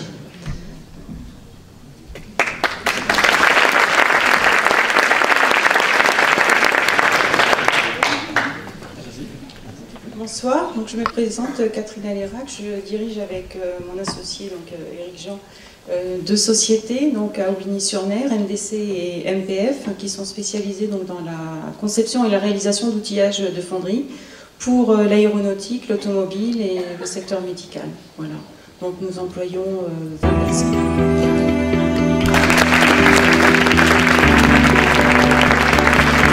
J'appelle Maître Maîtré pour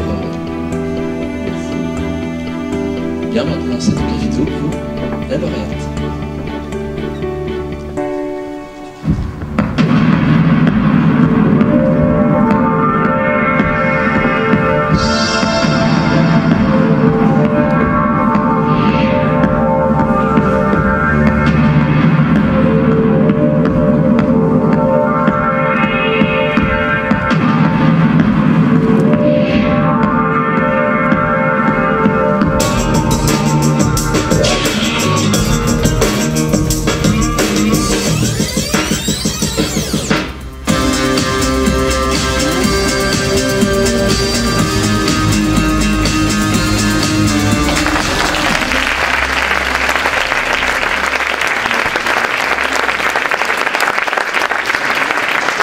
félicitations. La question qu'on se pose, c'est de savoir à quel moment vous avez eu l'idée, parce que c'est toujours la question dans les zones de l'innovation, c'est l'instant où l'idée survient, qu'est-ce qui se passe et quel a été l'éclair qui vous a traversé à ce moment-là? Parce qu'on aimerait connaître un peu plus l'alchimie de l'innovation dans les entreprises. Alors déjà, l'idée de mettre des caméras pour surveiller les petits veaux, pour les éleveurs qui puissent surveiller à distance, déjà c'est venu d'un ami de mon père, qui est un ami de l'armée, qui lui a demandé de trouver quelque chose pour éviter de se lever la nuit. Donc ça, c'était en 1978. Ça fait du chemin. Maintenant, l'innovation là-dedans, évidemment, c'est de faire arriver les images sur tablette, sur smartphone, sur les technologies modernes, parce que les éleveurs ont besoin de se déplacer, ne sont pas toujours attachés au lieu de travail, mais ont d'autres activités, et donc c'est de leur donner la possibilité de pouvoir surveiller en mobile. Et l'innovation a été de développer en interne tous ces moyens, c'est-à-dire de ne pas prendre d'un serveur un logiciel fourni dans un serveur, avec un serveur, mais de développer vraiment le logiciel pour qu'il soit intuitif et pour que la personne puisse l'avoir à lui, quoi. Donc ça a été tout ce développement, tout le passage aussi au numérique de toute la gamme.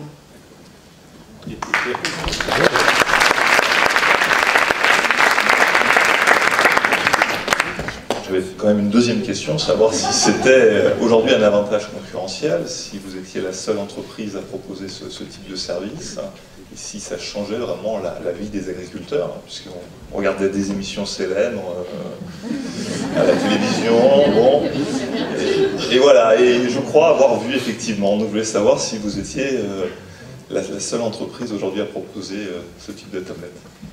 Alors, on est plusieurs sociétés en France à faire ces produits. On est 3 sociétés principales, après une ou deux toutes petites. Mais on est les seuls à fabriquer déjà uniquement en France et à avoir développé ces logiciels en interne. Et on est les seuls en France à faire ça. Tous les autres ont pris des logiciels fournis par des serveurs. Voilà. Merci.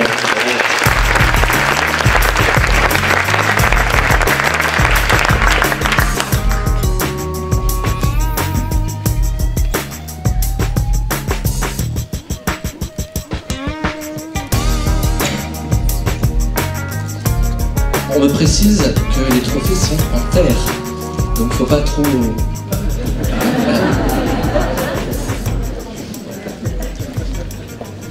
Juste aussi une petite précision qui n'a rien à voir, encore que, Christelle Sebas est maman de 7 enfants.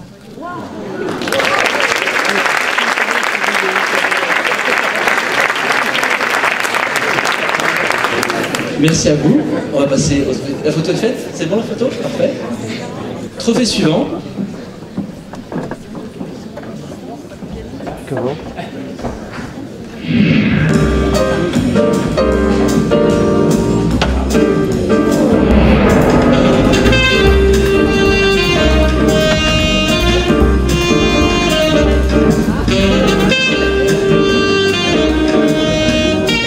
J'appelle déjà les chefs d'entreprise de ces 3 entreprises-là.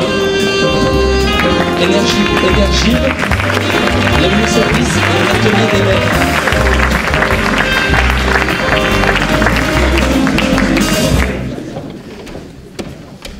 Et Monsieur Mercier pour le parrain de ce trophée.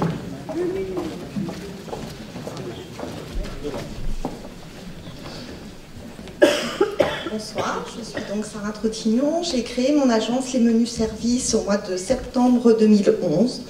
Donc j'ai tout juste 2 années d'existence.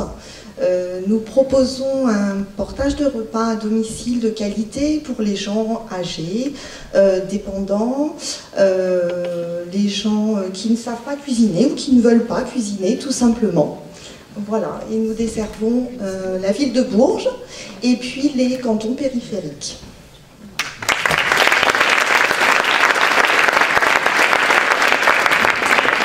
Bonsoir à tous, je suis Julie Bord, donc je suis bien entourée par deux chefs ce soir qui font vraiment très bien à manger. Il est temps de rétablir un peu d'activité physique au milieu de tout ça. Donc, je dirige la salle de sport Energym depuis 2005 maintenant, donc ça va faire 10 ans l'année prochaine. Donc je me suis installée, j'avais 24 ans. On a voulu redynamiser un petit peu la remise en forme, en tout cas à Bourges, en proposant des nouvelles activités, notamment au-delà des abdos fessiers classiques, du vélo indoor, une petite particularité qu'on a dans notre entreprise. Et nous développons le coaching personnel, c'est-à-dire le personal training soit à domicile, en salle, ou bien surtout, et c'est ce qu'on lance cette année, au sein des entreprises. Voilà.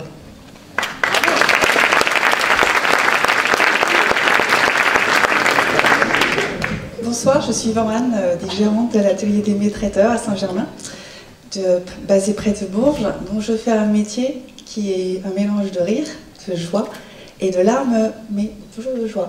Donc à travers des mariages que nous organisons et des ateliers culinaires. Donc parmi vous, je reconnais beaucoup de clients qui sont devenus aussi des amis, donc je tenais à vous remercier de votre confiance. Et également, je suis bien mariée, puisque aujourd'hui, c'est mon chéri qui garde les enfants pour me permettre d'être là parmi vous ce soir.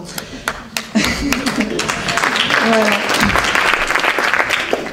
Et c'est vrai d'être là ce soir avec vous, c'est vraiment un grand honneur, parce que si on m'avait dit cela il y a 30 ans, quand j'ai quitté mon Vietnam, je n'aurais jamais cru. Que 30 ans après, je sois chef d'entreprise, maman, infirmière, animatrice, tous ces métiers-là, j'aurais jamais cru. Et c'est vraiment un grand honneur déjà pour moi d'être là avec vous, c'est déjà une victoire. Déjà à 4 ans de la quarantaine, être jeune et talent à la fois, c'est formidable. Merci beaucoup. Maître Lettré. Merci. Bien, mais on peut lancer.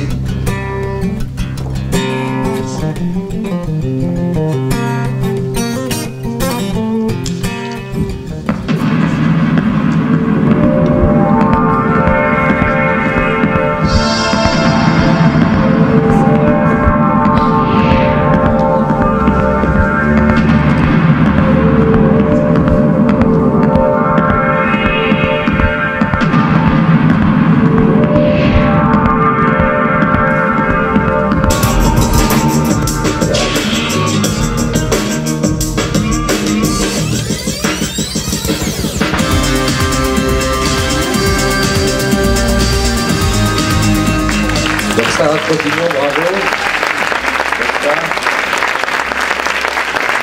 Félicitations. Alors, je précise surtout, on m'a dit d'être très peu bavard parce qu'on est pressé, je pense qu'on a pris du retard, puis je dois avoir cette réputation-là. Juste une question, parce que là, vous faites un métier qui est magnifique, d'apporter effectivement chez nos aînés, d'accompagner nos aînés. Donc, comment vous faites concrètement? Vous préparez chez vous, vous préparez un menu diversifié? Nous avons des traiteurs qui nous élaborent des repas à base de produits frais, de saison. C'est une cuisine traditionnelle que nous proposons à nos convives. Voilà, et nous avons effectivement la chance de pouvoir permettre à nos convives de rester chez eux le plus longtemps possible. Voilà, donc on a un vrai contact humain avec tous ces gens-là. C'est très enrichissant. Bravo, bravo. Je suis sensible à ça, j'espère que dans quelques années vous m'apporterez des repas, parce que c'est quand même sympa d'être servi par une jeune femme. Bravo.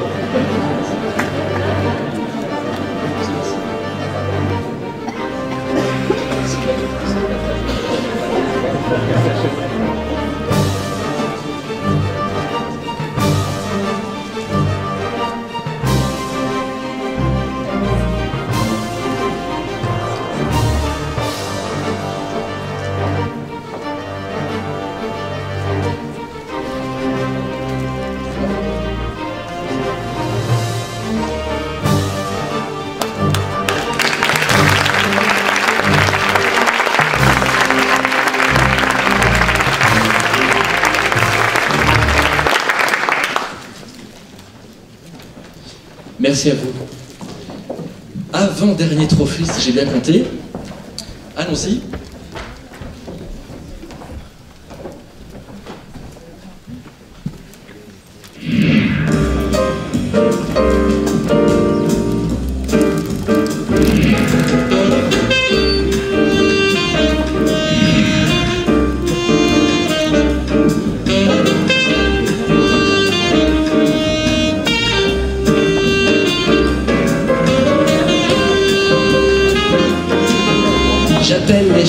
entreprise de quintessence, atelier de la bourrellerie, maison, serpie et élevage de la prissauderie.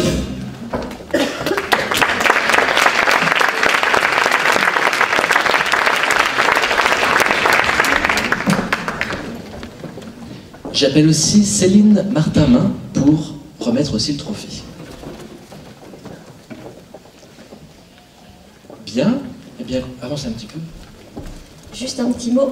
Donc on va remettre le trophée avec Céline. Céline, non, mais je ne sais pas à qui, donc je ne peux pas le remettre.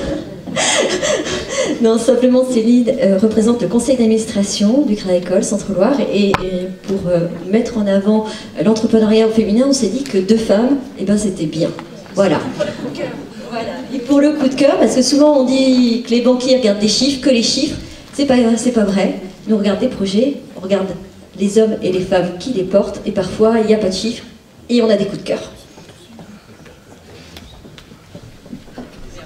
Bonsoir, donc je me présente, Agnès Singès, co-gérante de la société Maison Serpie, donc constructeur de maisons individuelles, co-gérante avec mon mari, donc avec une parité presque exemplaire, je vais dire, puisqu'on est dans le bâtiment, et nous avons 6 hommes et 5 femmes, mais 5 femmes valent bien mieux que 6 hommes, voilà. C'est comme on a dit tout à l'heure, c'est la qualité des gens, et c'est la richesse qu'on peut transmettre, donc c'est surtout ça, voilà.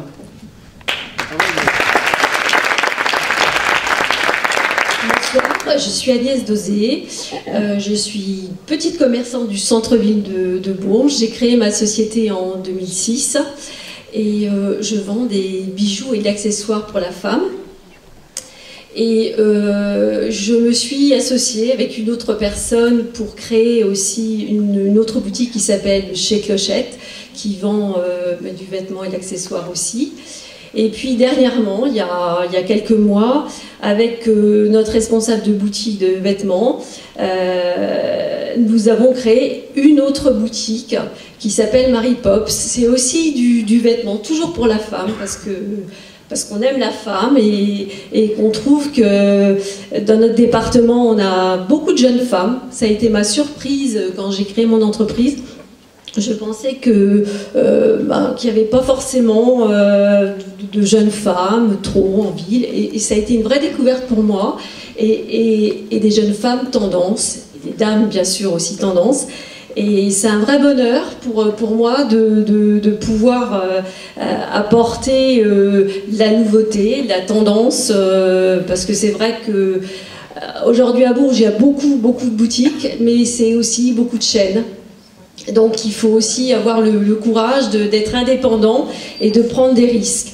Et bon, moi c'est ce qui me plaît, et surtout de créer des écrins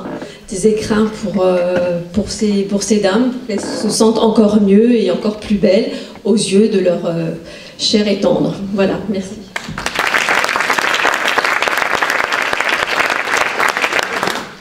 Magali Guillot, exploitante agricole avec une toute petite structure de 25 hectares, un atelier avec des chèvres en transformation fromagère. Et il faut dire ce qui est, ça n'allait plus très bien parce que indépendante au niveau de l'alimentation, donc il a fallu changer d'optique, pas complètement, il faut garder l'atelier de base, mais il a fallu penser à autre chose, donc chambre d'hôte, labyrinthe de maïs, ferme pédagogique, une mini-ferme avec une aire de jeu, voilà, plein de petites activités pour toutes les familles, pour que les gens se sentent bien et repartent heureux, en ayant un contact aussi avec les animaux. Et puis moi, je suis comme madame, je suis bien mariée, je suis co-gérante, et je ne serais pas là sans lui. Voilà.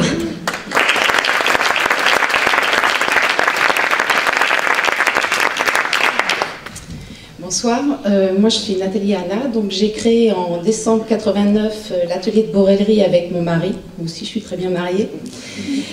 On a commencé à 2 dans un petit atelier de 15 mètres carrés.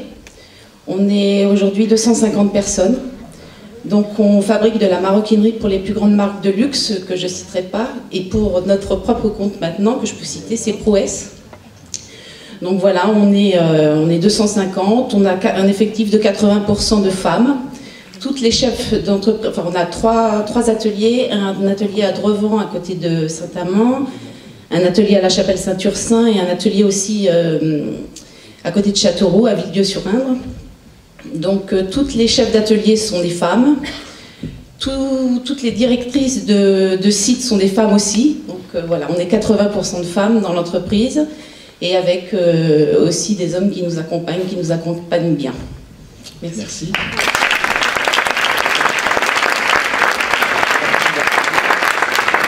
Maître Maîtré, l'enveloppe.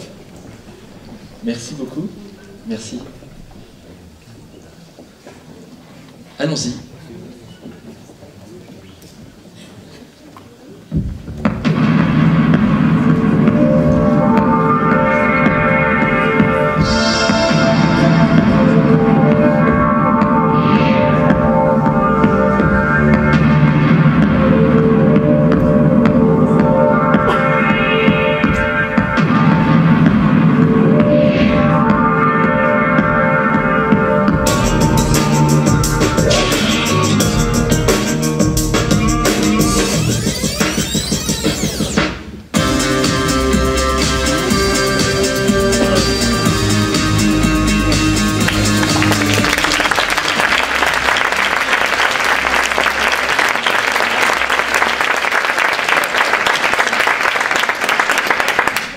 Félicitations Madame Anna. Je suis très émue de remettre ce trophée. Je suis moi-même du Saint-Amandois et voir qu'une belle entreprise comme la vôtre a grandi finalement si rapidement est un bel espoir pour nos territoires. Et je voulais vous demander si, avec le recul aujourd'hui, vous auriez une recette à donner à des entrepreneuses, femmes chefs d'entreprise dans nos départements. Comme le disait tout à l'heure Madame la députée, je crois que la réussite de notre entreprise, c'est notre couple. C'est toujours avoir envie d'aller plus loin. Aujourd'hui, on est 250, on a encore plein de projets. On a créé 50 emplois aujourd'hui, l'année dernière, enfin cette année, là, en 2013.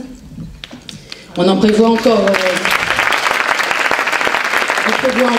emplois pour 2014 au moins, et ça va continuer. Donc on s'est toujours dit avec mon époux, si on n'avance pas, on recule. C'est notre devise. Donc voilà, c'est tout. Merci pour ce beau message d'espoir.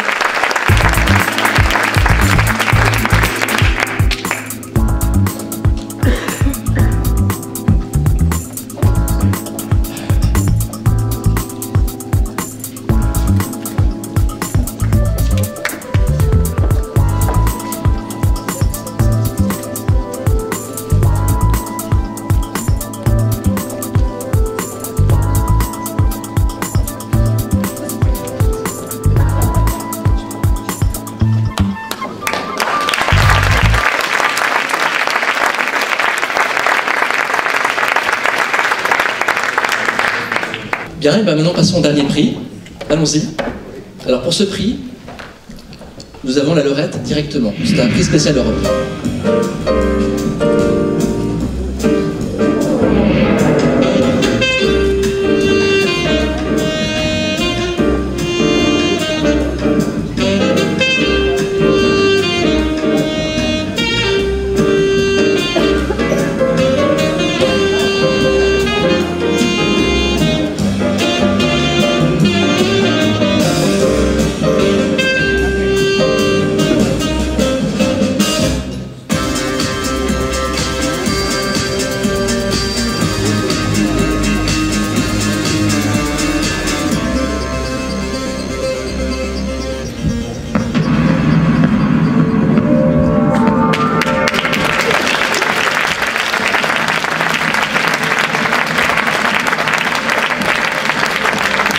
J'appelle donc Madame Pelé.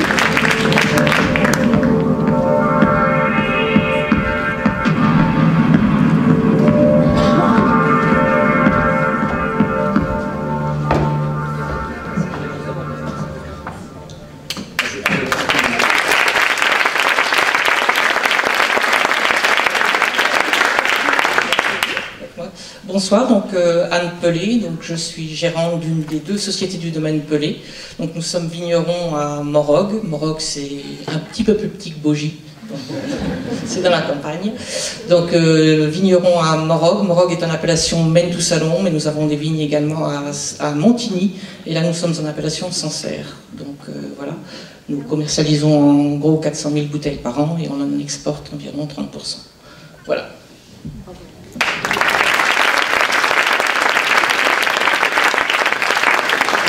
Écoutez, c'est merveilleux que ce soit le monde de la viticulture qui ait ce prix spécial de l'Europe, puisque vous participez ô combien, les viticulteurs, à améliorer notre balance extérieure à travers ces qualités que vous mettez en œuvre pour l'export. Bravo.